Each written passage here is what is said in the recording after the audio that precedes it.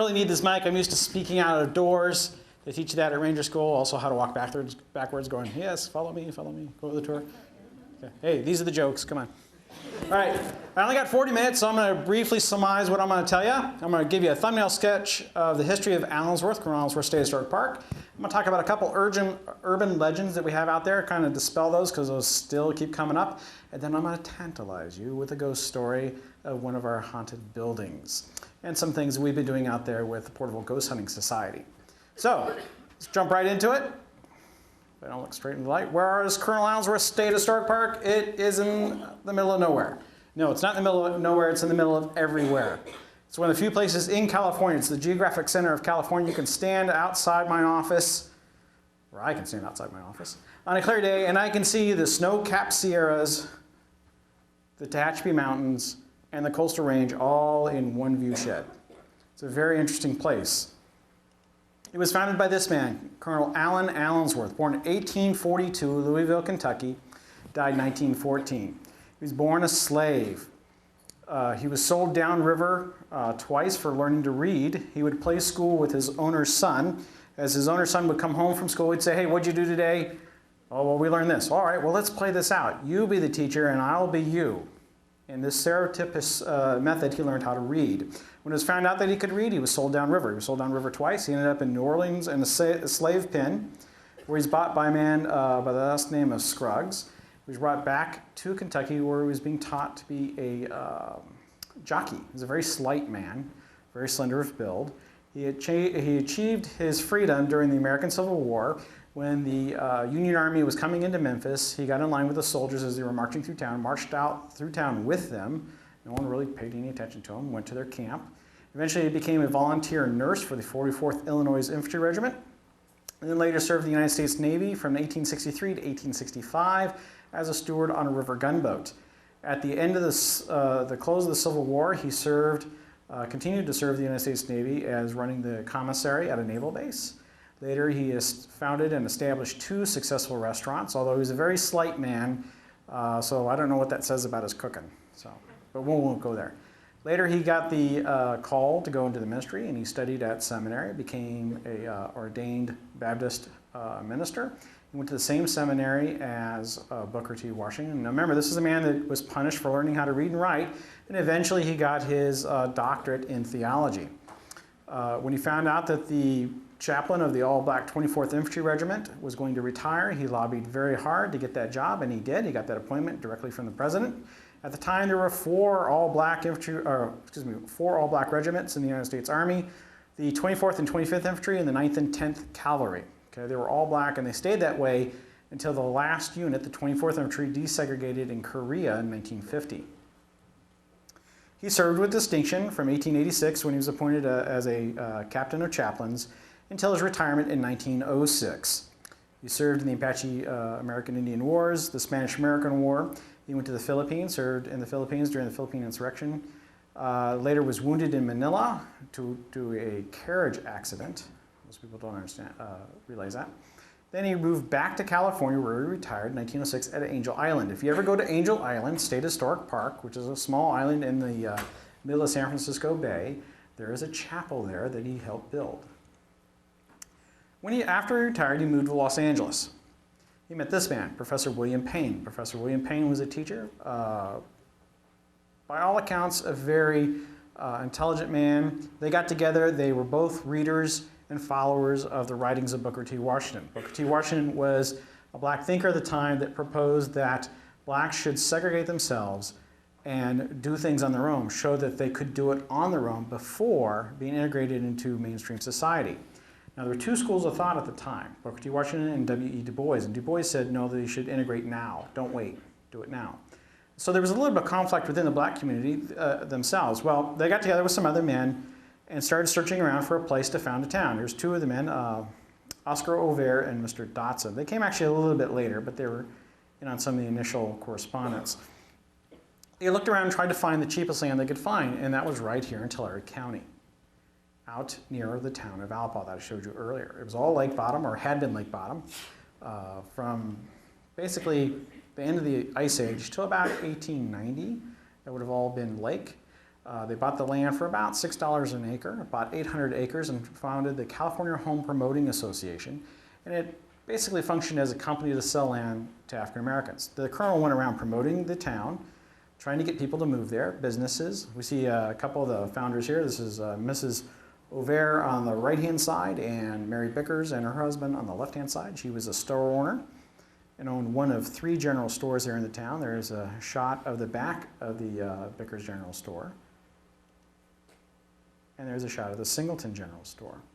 Sometimes called a cash store. Now there's a lot of little stores in Allensworth, lots. And I can continue to go on, but I need to be brief and surmise it so we can get to the meat of our story.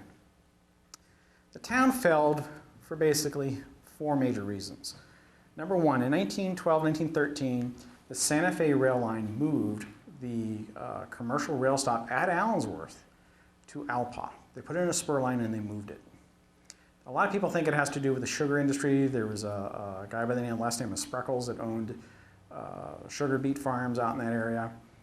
It really probably came down to cash more than anything. Every town's lobbying for something to go on. Well, when that happened, that moved a major source of income for the residents of Allensworth to another town. It was too far to commute by horse and buggy and all that. And they were making, on average, about $6 a day working at the warehouse loading grain onto the train. Now that doesn't sound like a lot. It's very, very hard work. Doesn't sound like a lot, but you have to remember the average wage in California was $12 a week. So $6 a day versus $12 a week. Yeah, that was good money. Number two, right around 1913, right in the same time period, California enters one of its worst droughts on record. In fact, if I'm correct, I believe I am, that record still has not been broken. Okay? One of the worst droughts on record. Rail line, water. The colonel dies in 1914. He's struck by a motorcyclist as he's crossing the street. Now, there's a lot of controversy about that. Was it intentional? Was it an assassination? We don't know. We'll never know. It is very suspect, though. A 76-year-old man at the time getting off a rail car while he's out promoting the town is struck down as he crosses the street. Then they lose their bid to build a black college. They were going to build a black polytechnical institute, just like the Tuskegee Institute in Alabama. They lose their primary proponent, which was the colonel, because he was the charismatic leader that was behind it, and he was pushing and driving. The legislature, when he dies, drops it, partly because of a California Supreme Court decision in 1912 that said segregated schools in California were illegal. Couldn't have a segregated school. Therefore, you could not have an all-black school, because that's segregated, boom, they killed the bill. So those 4 major events are what lead to the demise of the town. Now the town hangs on. There were still people living there into the 1970s. I know my grandparents had a farm nearby in the town of Alpa, and I remember going out there and seeing people live in these little shacks. And it was pretty hot and dusty if you've been out in that area. Now I've done some excavations as I was introduced. I do have an MA in archaeology. I was a professional archaeologist for about 20 years. I've dug all over California, all over the Central Valley. In fact, I did my master's thesis over in Visalia. I excavated a brothel. But that's another story. We won't get into that here. And when I saw the opening at Allensworth to be the chief interpreter, I said, okay, I take that. That's close to my old home, my old stomping grounds. I live here in Porterville, still do. And I actually have run the interpretation for all 12 parks, in the district, which stretches from here to San Bernardino. So I spent a lot of time on the road. There's some very interesting things at Allensworth in the ground. In fact, you would not know that it was a black town simply looking at the artifacts left behind. If you were to go there as an archaeologist, not know anything else about the town, start digging, you would find the same artifact assemblage in that location as you would anywhere else in the valley from that time period. There's no difference. You would not know that from the material culture. So that's the history of the town in a nutshell. There are a few legends and myths about the town that I want to dispel, some urban legends. Urban legend number 1. A lot of people think that the water was poisoned at Allensworth to drive away the black settlers. They think there had arsenic in the water. Well, that's false. There is arsenic in the water. There's a lot of arsenic in the water. But that didn't occur until the 1960s, well after the town had already reached its demise. Remember, it started demising. Well, it hit its peak right around 1916, 1918, and then after 1918, the population starts dropping off.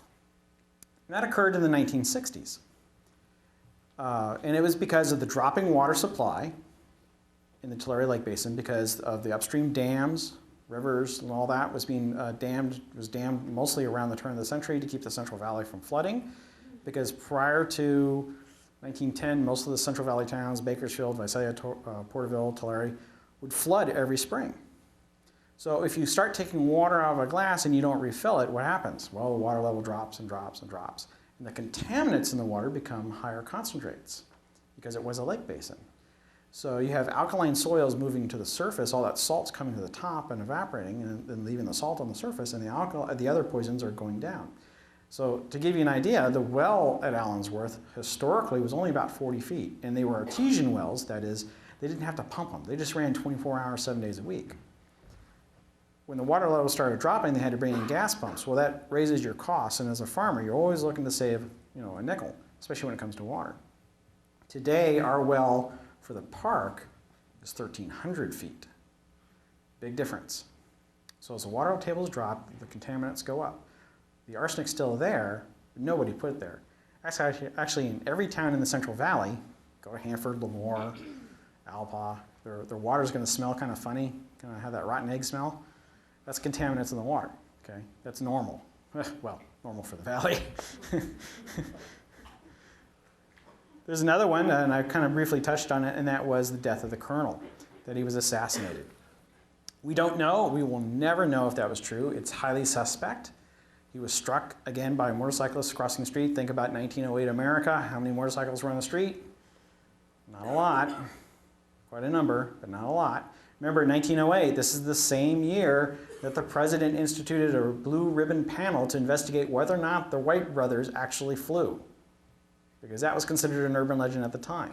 No one believed them, that men could actually fly. So the same time period. Jack Johnson had just become the world heavyweight boxer, too, the first black heavyweight boxer, and he lived in Bakersfield for a short period of time, around the same period. Now, let's get to the good stuff. This last October, early October, we hosted a visit from the Porterville Ghost Society at Allensworth, and we did the first ever historic ghost survey. You might be thinking, oh, okay, here's a ghost, here, fill out this form.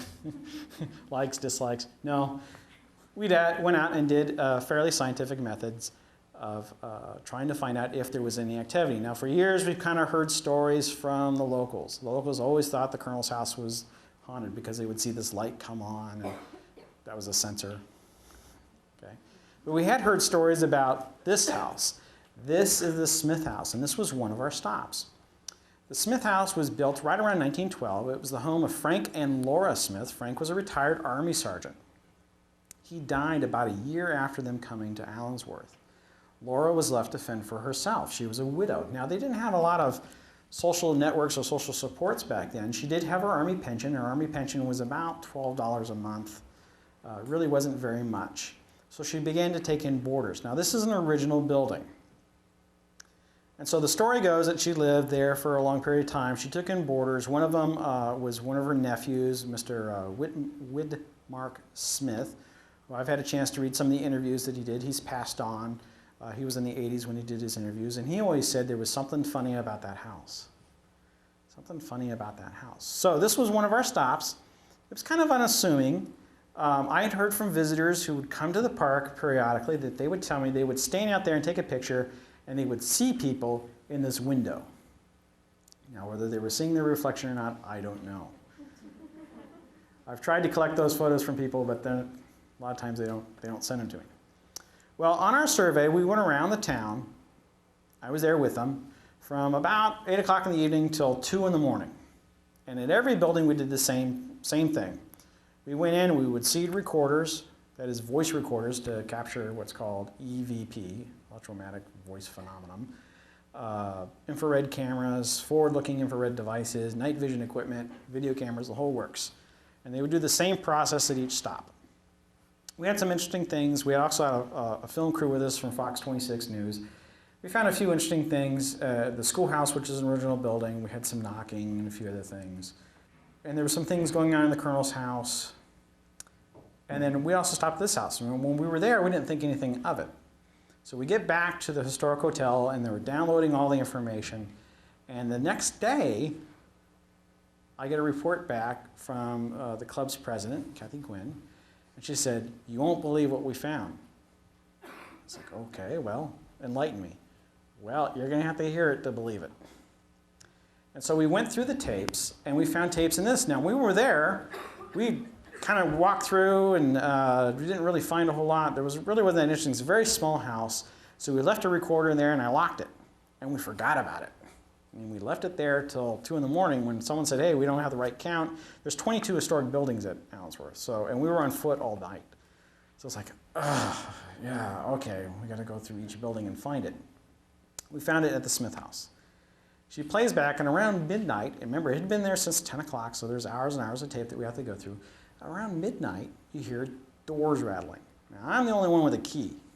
Okay, I was the only one on duty, only staff. You hear door rattling. You hear chairs moving. And right around midnight, you hear a phone ringing. Well, there's no phone in that building. There hasn't been a phone in that building since 1942. Okay, from 42 to about maybe 1960 at the most. Okay, and the phone ringing is kind of an antique phone sound, like the old crank phone. I have those sound files. They're on the Facebook page for the park. But you can see this building is set up as if the people still lived here. And this was one of the places where the sounds were coming from. It's coming from this chair. It's kind of creaking back and forth. Now, none of the artifacts in any of these buildings are original to the families that lived there. In recreating what was there historically, we go out and we look for artifacts and antiques from the time period that's time period appropriate, okay, that we can use in the park. Most of those things didn't survive. Now, there's a few places, we have a few pieces in the park that came directly from the Colonel's family or came directly from the Hackett family. People that have managed to keep on to family heirlooms that give us to put on display there. They're under very tight security. This was not an original piece to the house, but it was original to the time period, and from interviews from people, we do know that there were children living there and they did use these type of rocking chairs. And right next door to this, or excuse me, no pun intended, right next to this is a door with a door handle, and you can hear it on the tape that this door handle is rattling like someone's trying to get in. Now, a lot of people dismiss that as, oh, yeah, it's not that big a deal, it's the wind or somebody outside. Well, it's an interior door. It's an interior door to a closet that doesn't go anywhere. There's nowhere else to go. I mean, there's no reason why anyone would be rattling that doorknob. And again, it was locked. And here's the kitchen, and this is one of the other things we were hearing on the tapes. We were hearing this, there's this large torpedo-shaped looking metal thing there. That's actually for aging dough, let it rise, and baking round bread.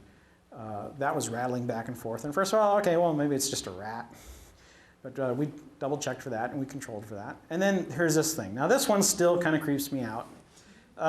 You see the wash tub in this board. We use this for displays, especially when we have school kids. We talk about chores and how laundry was done because people did not have washing machines. My grandmother lived in Alpaugh. She didn't have a washing machine until like 1950. They didn't have electricity until the 40s. So this is very common. That's the number 3 wash tub. You see the stick there. That's called an agitator. That's what you would use to agitate your laundry to get it done, and a washboard. Well, every time when I come into that building, that washboard's facing the other direction and it's turned backwards. And I've told staff, the people that work for me there, I'm the supervisor, I say, don't mess with the washboard. I want it this way for display purposes. And it seems to, without fail, I'll go in there and the washboard's turned the other direction. So that was one of the things that we found on the tape. That we noticed once we had the tape. We started noticing these little inconsistencies and started putting it together. It's like, you know what? I've seen that before, and I've always put it back, but did you move it? I mean, I went through all my staff. I only got 3 other people. There's only 4 of us out there. It's a very small staff, so it really wasn't like I had to search a long ways to talk to everybody. And no one said, no, they did not move it. And then, towards about 1:30 in the morning, 2 o'clock, towards the end of the tape, you get a metallic voice coming in on the tape, and it says the word prostitute. Now, it's very faint, very subtle, but one of the ironies here, and it happens to go back to the thesis I worked on, in Visalia, one of the ways that we found where brothels were is you look for boarding houses. Because boarding houses at the time was sometimes a code word for a brothel. So if you find a boarding house with female boarder, female boarder, female boarder, they're all under the age of 23, and the only guy in the house is listed as a piano player, chances are it's what was called a parlor house. Now, we don't know that about Mrs. Smith. Now, she died right around the 1930s. She's buried in the cemetery. So what happened to the house between her death, late 30s, early 40s, to about 1965, we're not really clear on what was going on. We do know from crime reports that there was a lot of drugs, alcohol, prostitution going on at that time period, especially in the late 60s. So could it be a connection between what was going on today and what was going on in the 60s? I don't know, I'm a bit of a skeptic. I'm not really into the ghost stuff, but it does make for an interesting story. And occasionally we'll find things on the chalkboard that I did not put there. We usually have those done up to make it look like a kid was there doing their homework, and ever so often we'll go in there and we'll find something new written on it, and then of course I erase it. I've started to keep track of that now, since we know there might be something there. We're hoping to get the Sci-Fi Channel to come out and do a show with the regular ghost hunters. I have some other information for you. If you want to learn more about the park, you can become a friend of ours on Facebook. I go on there and I manage that page about once a day or so. We also have MySpace, but this is more of a Facebook crowd. We have some things on YouTube. We have a Twitter account. You can follow us on Twitter. I usually give status updates, events, that sort of thing, where I'm going to be speaking. And then, of course, we have a podcast on the State Park Foundation's webpage. We're also starting, by the end of the month, we'll be having our first cell phone tours. You'll be able to come to the park and when we're open. And if you want more information than what's available in print, you can pull out your cell phone, dial up the number, and hit the station that you're at, and it'll give you a short narration of what's there to see. That should be up by the end of the month. Will be the first state park, and the only state park, to my knowledge, of having that available. Here's a view, like I said earlier when I started talking, that it's all about attitude. It's not the middle of nowhere, it's the middle of everywhere. 90% of what you're going to face in life is all about attitude. As people ask me why I work in Allensworth, I say, well, it's the greatest place in the world to work. I'm the boss. I get to run a whole park by myself. It's all about attitude. So, our hours of operation are 10 a.m. to 4 p.m., or excuse me, 10 a.m. to sunset, Friday through Sunday. We are closed 4 days a week because of the budget cuts. So the park is closed to vehicular traffic Monday through Thursday. However, if you come and drive, you can stop outside the park and walk in. However, there will be no bathroom or water services available.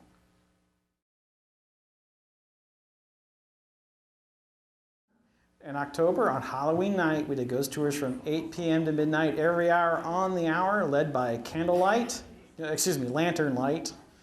And it was a pretty good draw. The first hour, we had like 36, 40 people on the first tour. I don't know that we'll do it every hour on the hour again. My feet got pretty sore at the end of the night. It's a big park. You know, it's a big park when you're on foot. So, but we will be doing that again.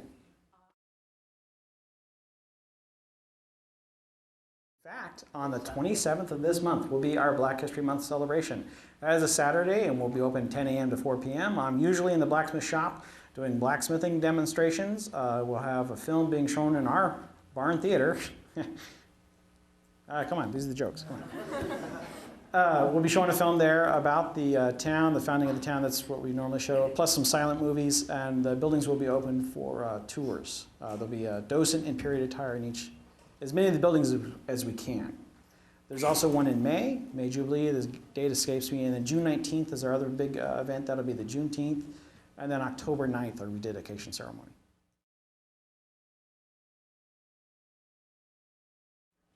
A surprising number. There's 4 or 5 off the top of my head that I can think of. Mrs. Alice Royal, I don't think I have her picture up there. She was born and raised in Allensworth, and if you stop by the Hackett home, that was the home that she was built in, and kind of an interesting story.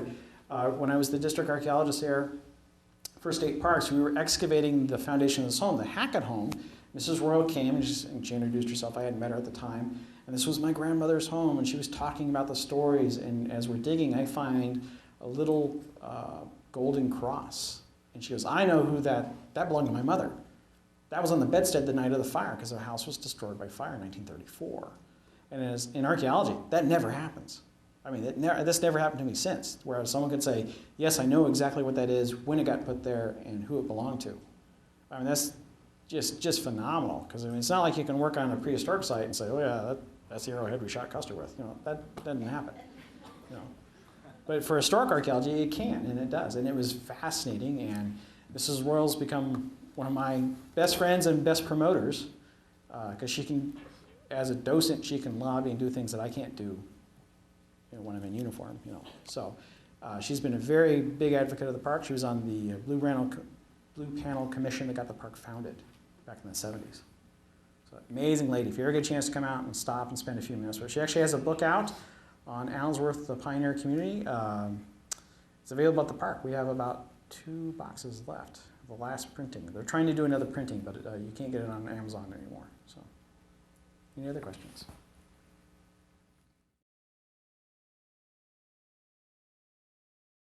But no, they did not have a mayor, but they had a constable and they had a justice of the peace. And this is what makes Allensworth different from any other community. It was a full township in that it did have a voting district, a school district, a water district. The water district is still extant, as well as the school district. They had a constable, justice of the peace, and had all the trappings of any other town. Had they survived, eventually probably would have had a mayor, but it was always assumed that the colonel was, quote, the leader of the town. So there was never any doubt where the leadership was coming from until after his death. And then Mr. Dotson and Mr. O'Vare both stepped up, tried to lead the community, but with the driving force behind it, a lot of people lost the vision and the focus. And that's an unfortunate truism that when you have a charismatic leader, someone that everyone's willing to follow, when he's out of the picture, it's really tough to fill those shoes. Really, really tough. And that actually happens a lot. And that's one of the things they teach us at the, when you go to ranger school. You got to train the people behind you to fill in when you move on. You have to know the job of the guy below you and the guy above you. And that's one of those leadership things that he had tried to do, but the shoes were just too big.